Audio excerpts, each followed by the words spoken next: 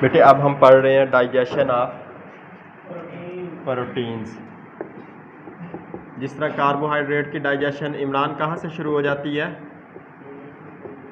जब चीज़ मुंह में डाली क्या हो जाता है उसका? शाबाश, मुंह में डाल के मैस्टिकेशन का प्रोसेस जब हम शुरू करते हैं, चबाना शुरू करते हैं, तो उसकी डाइजेशन शुरू हो जाती है। तो इसी तरह प्रोटीन की भी डाइजेशन शुरू हो जाती है। Protein digestion starts in the stomach. Carbohydrate की कहाँ से स्टार्ट हुई? माउथ से, बक्कल कैविटी से। लेकिन प्रोटीन की कहाँ से? मैदे से, स्टमक से। शाबाश। Where proteins are fragmented by the action of pepsin into peptides. ये उसने इस लाइन में हमें क्या बताया? प्रोटीन्स पे किसने एक्शन शो किया? एंजाइम कौन सा है? पेप्सिन। पेप्सिन किस में कन्वर्ट कर देता है? पेप्टाइड्स। बेटे प्रोटीन्स के बिल्डिंग ब्लॉक्स कौन से हैं? Amino acids. यानी प्रोटीन किस से मिलकर बने होते हैं? और कार्बोहाइड्रेट्स मोनोसेक्राइड से। ये बेटे आपने चीज़ें याद रखनी है। अब अल्टीमेटली प्रोटीन्स किस में टूट रहे होंगे सबसे आखिर में जाके? अमाइनो एसिड बेटे, ultimately amino acid. Pepsin is the most important enzyme of the stomach which is active at low pH 2 to 3। Pepsin कितने पे एक्टिव है? 2 to 3 pH पे ये एक्टिव है। यानी अगर pH 7 हो जाए बिलाल ये काम करेगा? नींद आ रही है, क्या हो रहा है? अच्छा। And completely inactive at pH above. ठीक है, शाबाश। अगर pH मोहम्मद अली कितनी हो जाए तो ये इनएक्टिव हो जाएगा, तो ये अपना काम ही नहीं करेगा। बेशक प्रोटीन्स पड़ी हो, पेप्सिन पड़ा हो, pH अगर 5 हो गई है तो ये पेप्टाइड में कन्वर्ट ही नहीं करेगा प्रोटीन्स को। ये बताना चाह रहा है। This means that for the digestion of proteins mostly occurs in the upper small intestine, duodenum and jejunum under the action of proteolytic enzymes of pancreatic juice। यानी जो अपर पोर्शन है स्मॉल इंटेस्टाइन का, उसमें pH 2 से 3 होती है, उसके बाद pH बढ़ना शुरू हो जाती है। ठीक है बेटे, तो फिर क्या होगा? डाइजेशन भी नहीं होगी प्रोटीन्स की। ये चीज़ उसने हमें बताई है। पेप्सिन की मौजूदगी में नहीं होगी। कोई और इस तरह का एंजाइम आ जाए जो 5 से 7 पे काम करे तो उसकी प्रोटीन्स की डाइजेशन शुरू हो जाएगी, जो प्रोटीन्स पे एक्शन शो करता हो। वसीम समझ आ रही है? The enzyme found in pancreatic juice, जो ट्रिप्सन होता है, काइमोट्रिप्सन, दूसरा एंजाइम काइमोट्रिप्सन है, तीसरा and carboxypeptidase cause the break down of proteins into peptides. Pancreatic juice में कितनी तरह के एंजाइम होते हैं बेटे? क्या क्या नाम बताए हैं?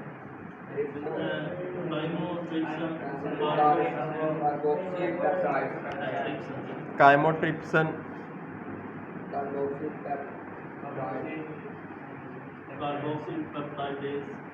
कार्बोक्सीपेप्टाइडेज और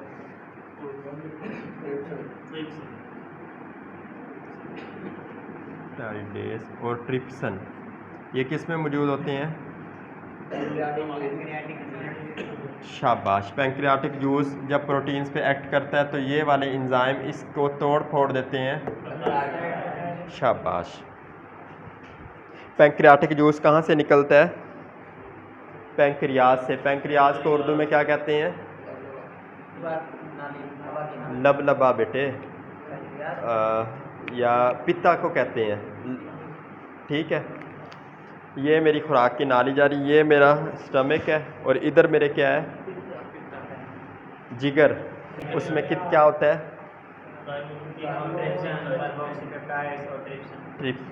ट्रिप्सन। ठीक है, तो वो प्रोटीन्स को क्या कर देते हैं? ठीक बेटे। The carboxypeptidase acts on peptides breaking the peptide bond. Carboxypeptidase enzyme कौन सा बॉन्ड तोड़ता है? इमरान कौन सा बॉन्ड तोड़ता है? शाबाश, एक्सीलेंट आंसर इमरान। चलो फिर The carboxypeptidase acts on peptides, breaking the peptide bond which attach the terminal amino acid to the carboxyl end of peptide. Protein digestion is completed by peptidases. Protein की digestion कौन सा enzyme complete करता है? Peptidase. ये आपने याद रखना है, ठीक है। वो कोई किसी भी किस्म का पेप्टाइडेज हो सकता है। वो हम प्रोटीन की डाइजेशन कौन सा एंजाइम मुकम्मल करता है खलील? पेप्टाइडेज एंजाइम बेटे। या तो इसकी प्रोटीन की डाइजेशन कौन सा एंजाइम करता है? हाँ हाँ जी, अल्लाह खैर बेटे। अब उसने हमें रिएक्शन शो किया। प्रोटीन्स किस में कन्वर्ट होती हैं? प्रोटीन्स कन्वर्ट हो रही हैं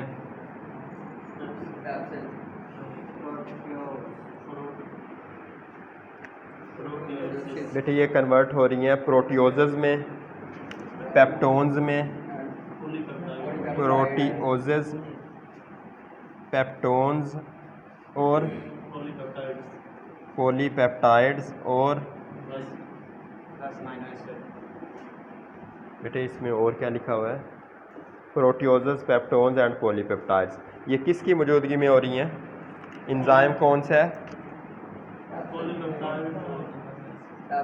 हाँ शाबाश, पेप्सिन एंजाइम। बेटे अब MCQ आ जाए। How in the presence of which enzyme peptidase is achieved through proteins? कौन सा एंजाइम? और पेप्टोन किस एंजाइम की मौजूदगी में अचीव होता है? शाबाश, ठीक हो गई है MCQ। अच्छा ठीक है। प्रोटियोज, पेप्टोन्स और पॉलीपेप्टाइड्स ये आगे किस में कन्वर्ट होती हैं? अल्टीमेटली ये बेटे पॉलीपेप्टाइड्स, पी से मुराद पॉलीपेप्टाइड, अमाइनो एसिड AA, ठीक है, अमाइनो एसिड्स, ठीक है बेटे, अमाइनो एसिड। और आगे अमाइनो पेप्टाइडेज क्या करती है? पॉलीपेप्टाइड को अमाइनो एसिड में कन्वर्ट करती है। अब ये पेप्टाइड पॉलीपेप्टाइड है, इस पर पेप्टाइडेज एक्ट करेगी तो वो इसे सिर्फ अमाइनो एसिड में बदल देगी। हम पहले क्या पढ़ा है? बिल्डिंग ब्लॉक क्या प्रोटीन का? तो अल्टीमेटली किस में चेंज हो गए? हमारा जो जिस्म बना हो, जो हमारे मसल बने हो, वो किससे मिलकर बने हुए? मेजरली शाबाश। और प्रोटीन्स का बिल्डिंग ब्लॉक क्या है? अब एक बंदे का गोश्त बढ़ाना है तो हमें उसे क्या करना चाहिए? प्रोटीन। फ़र्ज़ करें हमने इमरान का वज़न है 45 किलो, इसका हमें वज़न करना हो 80 किलो, हमें इसे क्या खिलाना चाहिए? क्या खाएंगे प्रोटीन में इमरान आप? कौन सा गोश्त?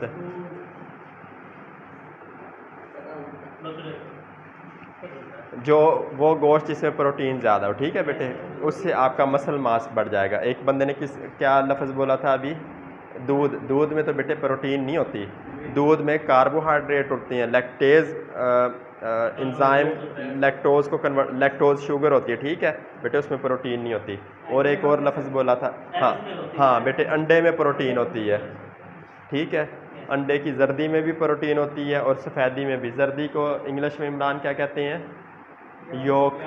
और बेटे सफ़ेदी को एग वाइट। बेटे ये बेटे तमाम तरह की चीज़ें जो मस्कुलर नेचर की हैं, चाहे वो दुम्बा हो गया, बकरी होगी जो हलाल है, हम मुसलमान उसे खाते हैं, वो सारी ही प्रोटीन का सोर्स है। लेकिन प्रोटीन की ना क्वालिटी होती है, अच्छी quality, low quality, low quality. Fish में सबसे अच्छी क्वालिटी की प्रोटीन होती है, क्योंकि बेटे वो कोई मिलावट वाली चीज़ें नहीं खाती ना, जो दरियाई मछली होती है। अच्छा आगे डाइजेशन ऑफ प्रोटीन्स पढ़ ली हमने, आगे ठीक है। दानिश बेटे आप बताओ, एब्जॉर्प्शन ऑफ प्रोटीन से क्या ज़हन में आता है आपके? प्रोटीन की एब्जॉर्प्शन प्रोटीन का रिलीज होना चाहिए। कहाँ होती होगी ये? स्टमक में सर। शाबाश, जब इसको खाते हैं तो इसके एब्जॉर्प्शन स्टार्ट हो जाती है। ठीक है। Proteins are mostly absorbed in the form of dipeptides, tripeptides and amino acids. और प्रोटीन्स को किस किस चीज़ में तोड़ा जाना चाहिए उसकी एब्जॉर्प्शन के लिए? TPA, जिस तरह हमने उधर एब्रीवेशन पढ़ा था PDM, इसका TPA, ठीक है। टी से मुराद ट्राई, खलील ट्राई बेटे किसे कहते हैं? 3 को, ठीक है, शाबाश। और दूसरा क्या है? TDA, ठीक है। डी से क्या बन गया? डाई का क्या मतलब होता है खलील? बेटे 2, जिसमें 2 अमाइनो एसिड हो वो डाई पेप्टाइड होगा, ठीक है। अमाइनो एसिड सिंगल यूनिट है, ठीक है। इसको प्रोटीन को इन तीनों में से किसी में से तोड़कर जज़ब किया जाता है, ठीक है। Absorb, proteins are absorbed in the form of TDA। T stands for tripeptide, D stands for dipeptide, while A stands for amino acids। शाबाश। ये बेटे आप देखें, rapid absorption of amino acids occurs in the duodenum and jejunum. Duodenum और jejunum किसके हिस्से हैं? Small intestine के पार्ट्स हैं, तो इनकी रैपिड अब्जॉर्प्शन स्मॉल इंटेस्टाइन में होती है, ठीक है Khalil. But is slow in the ileum, जो लास्ट पोर्शन है स्मॉल इंटेस्टाइन का, इलियम, उसमें इसकी एब्जॉर्प्शन स्लो है। In the colon they are digested by bacteria, bacterial action. जो लार्ज इंटेस्टाइन का पार्ट है कोलोन, इसमें ये किस तरह डाइजेस्ट होते हैं? बैक्टीरियल एक्शन से। हमारी जो GIT है उसमें बहुत सारे ना फ्रेंडली बैक्टीरिया भी हैं जो डाइजेशन या एब्जॉर्प्शन में मदद करते हैं। जब वो बैक्टीरिया मर जाएं या उनकी तादाद कम हो जाए तो हमारी डाइजेशन और एब्जॉर्प्शन डिस्टर्ब हो जाती है, तो वो बैक्टीरिया हम बाहर से लेते हैं, ठीक है। एंटीरोजर्मिना अम्प्यूल होते हैं मार्केट में, बहुत सारे बैक्टीरिया का मिक्सचर उनमें होता है, वो बच्चे को दे देते हैं, उसका मोशन वगैरह, उसका हाजमा ठीक हो जाता है। बहुत सारे इस तरह प्रोकोलिक ड्राप है, उनमें बैक्टीरिया की एक किस्म है। During the absorption of proteins most peptide and amino acid molecules bind with a specific protein transport protein which requires sodium binding before transport can occur. The sodium ion then move by electrochemical gradients to the interior of the cell and pull the amino acids or peptoids along with it। अब sodium क्या करते हैं? वो amino acid या peptide को साथ चिपका लेते हैं। फ़र्ज़ करें ये स्मॉल इंटेस्टाइन है, जो मेम्ब्रेन है उसके अंदर सोडियम है। अब वो इधर आए, इन्होंने अमाइनो एसिड या पेप्टाइड को अपने साथ चिपका लिया और दोबारा अंदर चले गए उसके ग्रेडियंट के थ्रू। इधर पहले इधर ज़्यादा, इधर आ गए, अब इधर कम हो गए, अब इधर ज़्यादा हो गए, फिर इधर अमाइनो एसिड या पेप्टाइड को साथ उन्होंने, जिस तरह हम एक बंदा हाथ पकड़ के खींच के साथ ले जाएं, भाई आ जा भाई चाय पीने चलते हैं। From this discussion it is noted that proteins are absorbed through cotransport or a secondary active transport process. However some amino acids are transported by the process of facilitated diffusion. Facilitated diffusion समझते हैं कि जिसको कोई चीज़ facilitate करे, ठीक है, मदद दे। Facility कहते हैं सहूलत को। बेटे ये अब्जॉर्प्शन ऑफ प्रोटीन हमने पढ़ ली।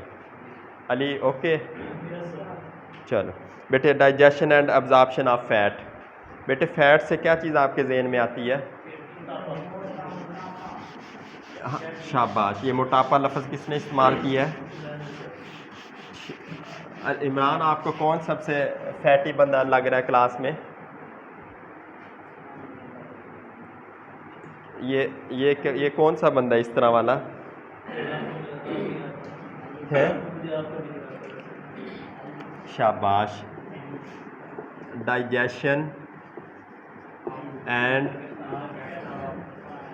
एब्जॉर्प्शन ऑफ, बेटे आपने ना उधर पेपर में खूबसूरत सी इंग्लिश लिखनी है। मुझे तो इधर आपका टाइम भी देखना पड़ता है और चलो माशाल्लाह। लेकिन हाँ, लेकिन आपने बेटे अपने पेपर्स वगैरह में ना इन चीज़ों का ख़ास ख्याल करना है। अपनी राइटिंग ना इंतहाई अच्छी लिखनी है। ये एंड मैंने लिखा है और मैं बहुत सारी चीज़ें शार्ट लिखता हूँ बेटे, ये आपने पेपर में नहीं लिख देना, फिर आपके नंबर शार्ट कर देगा अगला बंदा। ये तो आपका टाइम बचाने के लिए और आपको याद करवाने के लिए। Digestion and absorption of fat. Fat मोटे बंदे को भी कहते हैं, he is a fat man, वो मोटा आदमी है। आप फ़र्ज़ करें जॉन शाह, बिग शाह पहलवान देखा है, रेसलर, कोई रेसलिंग देखता है, कुश्तियाँ देखता है, उसे हम कह सकते हैं big Shah is a fat wrestler. Big show. हाँ बिग शो, बल्कि हाँ बिग शो नाम है उसका। बेटे उर्दू में फ़ैट को चर्बी को इंग्लिश में क्या बोलते हैं? ये दो किस्म की होती है। अगर ये ठोस शक्ल में हो, सॉलिड फॉर्म में, तो इसे क्या बोलते हैं? घी। अगर ये लिक्विड फॉर्म में हो, ऑयल, जिस तरह सोयाबीन ऑयल या कुछ भी। बेटे ये चीज़ आपको क्लियर हो गई? शाबाश। अब हम जितनी भी चीज़ें खाते हैं वो या तो कार्बोहाइड्रेट इन नेचर होंगे, यानी ग्रेन्स वगैरह होंगे, यानी वो प्लांट ओरिजिन से होंगे, या एनिमल ओरिजिन से होंगे, जिस तरह गोश्त वगैरह हो गए। बिलाल क्यों उदास हो, किसकी याद सता रही है भाई? हैं? और या फिर वो चर्बी की कोई किस्म होगी। ठीक है बेटे, हम जो भी चीज़ खाते हैं, सुबह क्या खा के आए इमरान आप? हैं? क्या शय? अंडा अकेला खाया है? किसके साथ बेटे अंडा खाया आपने? हवा के साथ? पराठा। पराठे के ऊपर क्या लगाया था? क्या लगाया था? ये लफ्ज़ क्या है? फैट। फैट की कौन सी किस्म? सॉलिड थी, लिक्विड थी? घी लगाया था या ऑयल लगाया था? ठीक है, शाबाश। तो वो फैट भी आपके अंदर गया ना। अब हम उसकी क्या पढ़ेंगे कि जो आपने सुबह पराठे के ऊपर फैट लगाई है वो किस तरह डाइजेस्ट होगी और कहाँ जाके एब्ज़ॉर्ब होगी। ठीक है, अभी आपका हम GIT खोलते हैं सारा। Daily requirement. बेटे daily dietary intake of fat varies from person to person.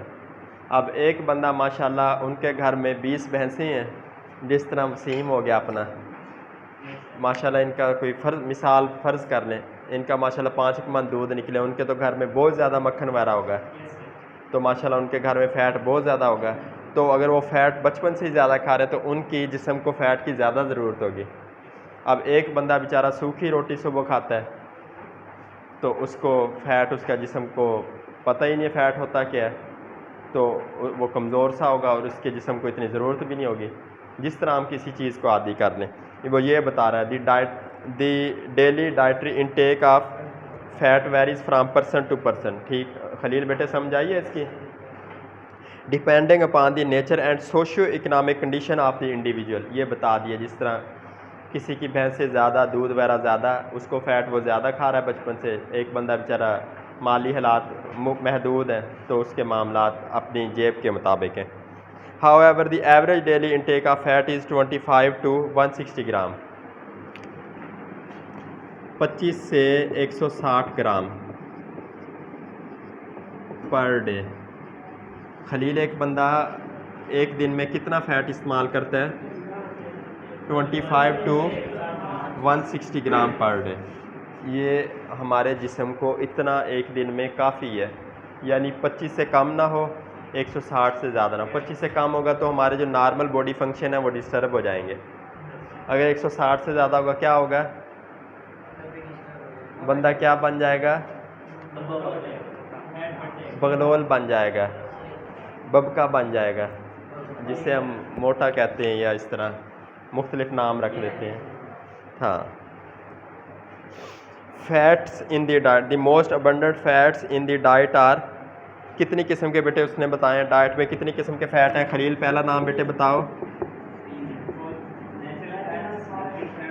क्या एब्रीवेशन बन गया? हाँ जी,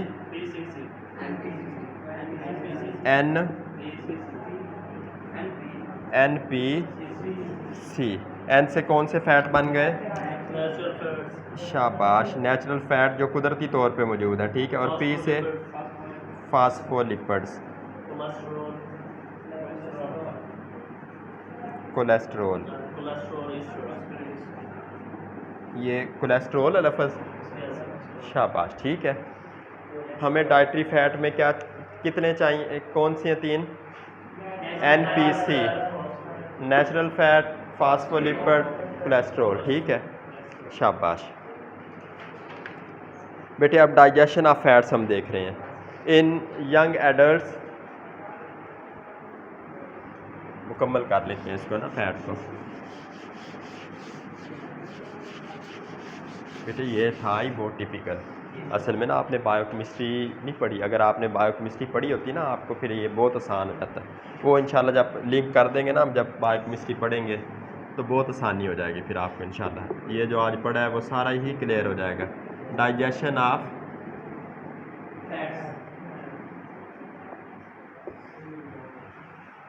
in young adults, the digestion of lipids occurs in the small intestine. But during mastication, serous glands of the tongue called Abner glands on the dorsal surface of tongue and in the stomach secrete lingual and gastric lipase, which can digest fat. They are mixed with food during mastication and become more active in the stomach. This indicates the digestion of lipid starts in the mouth. अब carbohydrate की digestion कहाँ से start हुई थी? मुंह से। Proteins की stomach से। और फैट, ये फैट लिपिड की किस्म है, ठीक है। तो इसकी भी कहाँ से शुरू हो रही है? मुंह से, ठीक है। चलो शाबाश बेटे। माउथ में ना ज़ुबान की डोर्सल जो सरफेस है वहाँ कौन से ग्लैंड होते हैं? सीरस ग्लैंड्स कहते हैं उन्हें, SEROUS, serous glands which are present on the dorsal surface of tongue. They secrete enzymes which are responsible for the digestion of fats in the mouth. Taste buds होते हैं बेटे वो टंग पे ना। अली ने हमसे पूछा है कि जायका हमें किस तरह महसूस होता है। वो हमारी टंग पे बड्स होते हैं जो 4 किस्म के हैं, उन्हें टेस्ट बड्स कहते हैं। वो बिटर टेस्ट हो सकता है, स्वीट टेस्ट हो सकता है, साल्टी टेस्ट हो सकता है। हाँ बेटे ये इसने हमें बताया। In the mouth and stomach lipase can digest 25 to 30% of all triglyceride. बेटे ये चीज़ आप पढ़ेंगे तो ये समझ आ जाएगी। इमल्सिफिकेशन ऑफ फैट, इमल्सिफिकेशन किसे कहते हैं? यानी एक चीज़ हम फ़र्ज़ करें कपड़ा धोते नहीं है, इस तरह हमारे पास कोई चीज़ हो, हम उसके ना छोटे छोटे टुकड़े कर दें फैट का, उसके छोटे कंपोनेंट्स में चेंज कर देना। इसको मिसाल के तौर पे सिर्फ इमल्सिफिकेशन समझ लें। Emulsification of fat is the first step of fat digestion. In the process, fats are broken down into small fat globules. Fat किस में चेंज कर दिए जाते हैं? इमल्सिफिकेशन ऑफ फैट में होता क्या है? इमल्सिफिकेशन ऑफ बेटे फैट को क्या किया जाता है? 2 तरह की चीज़ों में बदला जाता है, फैट ग्लोब्यूल्स और दूसरा नंबर पे क्या है? लेसिथिन है इधर कोई?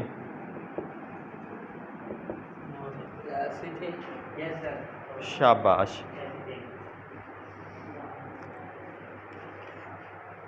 Bye the action of bile acids, ये पूरा प्रोसेस पे कौन सा जूस एक्ट करता है? कौन सा एसिड है? Bile acid. ये बेटे अगला जो है ना टॉपिक हमारा, उसमें सारे जूसेस हैं। ये क्या चीज़ है? पैंक्रियाटिक जूस कौन सा है और बाइल एसिड क्या है, और ये सारी हम तफसील से डिटेल पढ़नी है इनकी। ये बेटे इसने सारा हमें बता दिया। अब action of pancreatic enzyme in the digestion of fat. अब पैंक्रियाटिक इंजाइम का फैट की डाइजेशन में क्या काम है? ये कौन सा इंजाइम बताया उसने? पैंक्रियाटिक बेटे इंजाइम है पैंक्रियाटिक लाइपेज। अब इसका फैट की डाइजेशन में काम, लाइपेज का क्या मतलब है? लिपिड पे काम कर रहा है, ठीक है। फैट पे इसने काम किया बेटे, इसने इसे किस चीज़ में कन्वर्ट कर दिया? 2 तरह की चीज़ों में, फैटी एसिड्स और मोनोग्लिसराइड्स।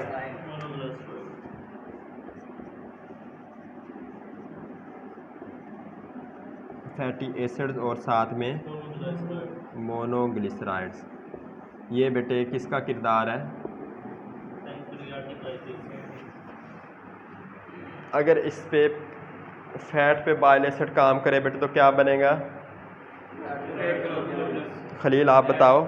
फैट ग्लोब्यूल्स और साथ लेसिथिन। बेटे अगर बाइल एसिड काम ना करे, मोहम्मद अली पैंक्रियाटिक लाइपेज ऊपर अमल करे तो क्या पहला क्या बनेगा? Fatty acid. दूसरा वसीम? मोनोग्लिसराइड। शाबाश। और बेटे आगे अब ये सारा इसने इस प्रोसेस में बताया। और दूसरा ग्लाइसरोल जो है उस पे लाइपेज जब काम करेगा तो वो दो फैटी एसिड बन जाएंगे और एक मोनोसेक्राइड बन जाएगा, मोनोग्लिसराइड बन जाएगा। अब अगर ग्लाइसरोल पे लाइपेज एक्शन शो करे, बेटे ये मुख्तलिफ इंजाइम है ना हमारी जीआईटी में, ग्लाइसरोल पे कौन सा इंजाइम एक्शन शो करे?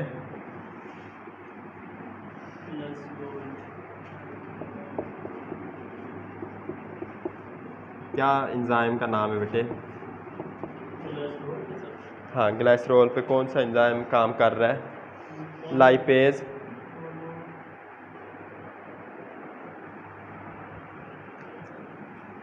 बेटे अभी मैंने क्या नाम लिया आपको? इंजाइम कौन सा एक्ट कर रहा है?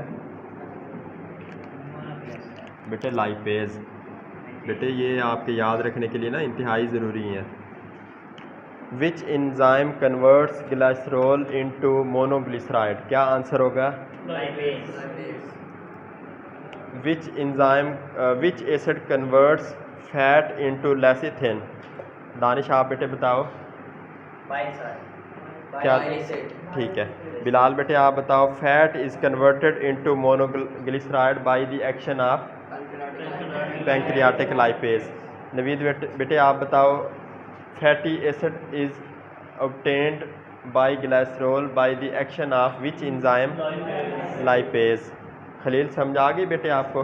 बेटे ये सारे ना आप तस्वीर बना लें, बल्कि यूट्यूब पे लेक्चर भी होगा। ये आपने जो आप ये पैराग्राफ नहीं बने, ये चीज़ें उसने वर्डली बताई हुई हैं, जो मैंने आपको वर्डली बता भी दी। ठीक है।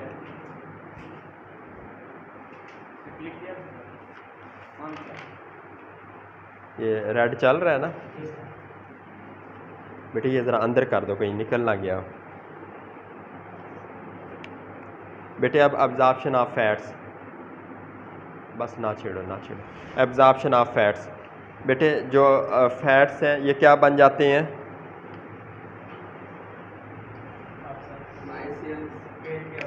बेटे फैट्स क्या बन जाते हैं? माइसेल्स बन जाते हैं।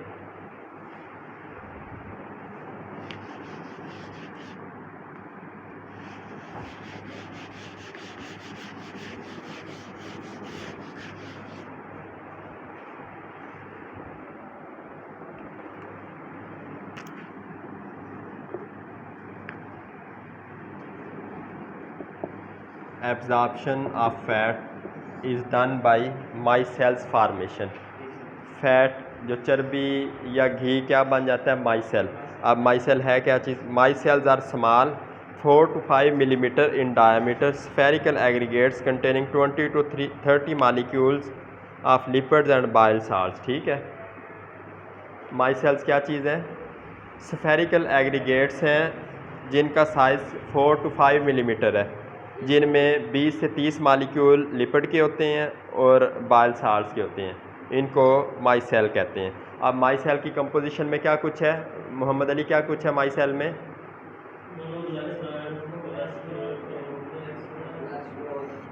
बेटे इनमें बाइल साल्ट्स और लिपिड से मिलकर बने हुए हैं। माइसेल बाइल साल्ट्स और लिपिड से मिलकर बने हुए हैं। ये इसकी कंपोजिशन है। The emulsified products of lipid digestion, जो मोनोग्लिसराइड है, कोलेस्ट्रॉल है, form micelles with bile salts before they are absorbed. अब लिपिड डाइजेशन की जो भी प्रोडक्ट हैं वो अब्ज़ॉर्ब होने से पहले इस तरह के चीज़ें बनाती हैं, माइसेल बनाती हैं। ठीक है। यानी वो डायरेक्ट अब्ज़ॉर्ब नहीं होती, वो पहले माइसेल बनाती हैं। माइसेल हमने पढ़ लिया जिसमें 20 से 30 मालिक्यूल्स लिपिड या बाइल साल्ट्स के हों। ठीक है। The cholesterol and fat soluble vitamin are located within the fat soluble interior of the micelle. अब कोलेस्ट्रॉल और फैट soluble विटामिन कहाँ होते हैं? Soluble interior of the micelle. शाबाश। अब बेटे ये है माइसेल। अब ये रेड है जो इसमें 20 से 30 लिपिड्स मॉलिक्यूल्स हैं और साथ क्या है? Bile salts. और इसके अंदर क्या बताया उसने? इंटीरियर के अंदर क्या है? कोलेस्ट्रॉल और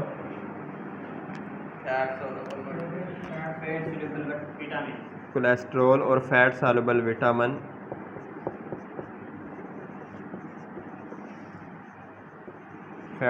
विटामिन अंदर मौजूद हैं। ठीक है, ठीक है अली बेटे, समझ आ रही है?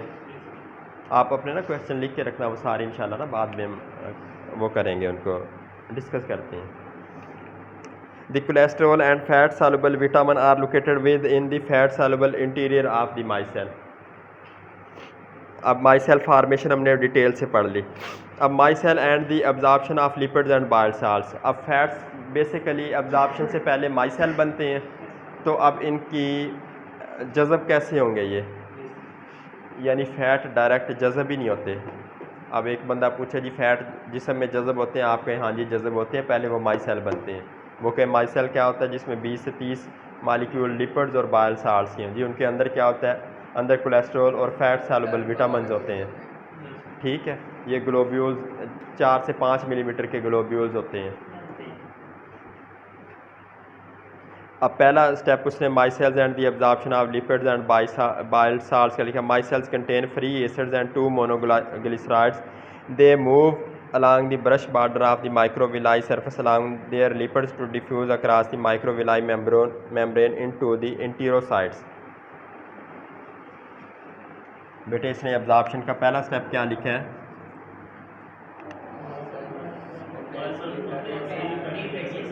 हाँ जी, माइसेल्स क्या करते हैं? माइसेल में फ्री फैटी एसिड होते हैं और 2 मोनोग्लिसराइड होते हैं।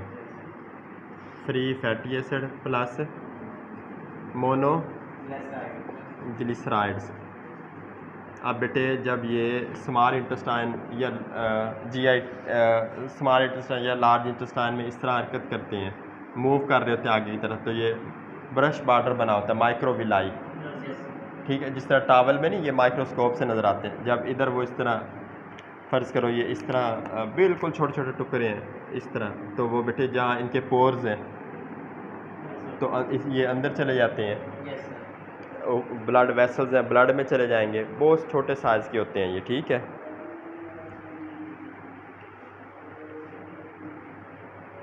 दी monoglycerides cholesterol and fatty acid form the micelles enter the mucosal cells by passive diffusion. Passive diffusion क्या होती है? जहाँ ये ज़्यादा होते हैं वहाँ से कम जगह वाली, कम मिकदार वाली जगह पे हरकत करते हैं। ठीक है, the subsequent fate of fatty acid depends on their size. The monoglyceride cholesterol and fatty acids from the micelles enter the mucosal cells by passive diffusion. The subsequent fate of the fatty acid depends upon their size. The triglyceride and cholesterol esters are then coated with a layer of protein, cholesterol and phospholipids to form chylomicrons which leave the cells and enter the lymphatics.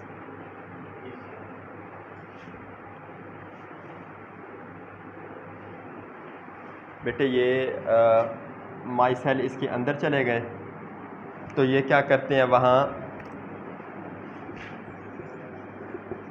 Triglyceride की शक्ल में ये अलहदा हो चुके हैं, इनके साथ कोलेस्ट्रॉल है और साथ इनके क्या है? फास्फोलिपिड। और इनकी कवरिंग किस चीज़ की होती है? प्रोटीन्स की। ठीक है, तो बेटे ये फिर जो इंटेस्टाइन के सेल होते हैं जिन्हें क्या बोलते हैं? एंटीरोसाइट, वहाँ जज़ब हो जाते हैं। बेटे अब मैं इस चीज़ को ना समराइज़ कर रहा हूँ, आप सब ना बड़े शशो पंज में नज़र आ रहे हैं। बेटे फैट की अब्जॉर्प्शन सिर्फ किसकी शक्ल में होती है? माइसेल्स है क्या? उनके माइसेल 20 से 30 लिपिड मालिक्यूल और 7 बाइल साल्ट्स होते हैं और इसके अंदर कोलेस्ट्रॉल और फैट सॉल्युबल विटामिन होते हैं। बेटे ये फ्री फैटी एसिड्स और मोनोग्लिसराइड्स की शक्ल में ये ब्रश बॉर्डर को क्रॉस करते हैं थ्रू पैसिव डिफ्यूजन, ठीक है। वहाँ ये मज़ीद उसमें कन्वर्ट हो चुके होता है फ्री फैटी एसिड, ये ट्राइग्लिसराइड, फास्फोलिपिड्स और कोलेस्ट्रॉल, ये इस तरह इनके ऊपर प्रोटीन्स की कवरिंग बन जाती है। प्रोटीन की जब कवरिंग बन जाती है तो ये फिर अंदर किसके अंदर चले जाते हैं? इंटेस्टाइन के सेल के अंदर। ये सारा क्या हो गया? ये अब्ज़ॉर्ब हो गए। इतनी सी बात उसने हमें तकरीबन 10 लाइनों में समझाई। बिलाल क्लियर है? चलो बस बेटे ये आज फॉर्मेशन ऑफ काइलोमाइक्रोन्स बाय इंटीरोसाइट। और बेटे ये जो बना जिसके अंदर ट्राइग्लिसराइड है, फास्फोलिपिड है और कोलेस्ट्रॉल है और इसकी कवरिंग प्रोटीन की, इसका नाम उसने क्या दिया? काइलोमाइक्रोन। और ये किसके अंदर मौजूद होते हैं? एंटीरोसाइट्स, इंटेस्टाइन के सेल्स के अंदर। ठीक है बेटे, आंसर क्वेश्चन सेशन बेटे इसको क्लोज कर दो। कोई चीज़ समझ ना आई हो, किसी ने जान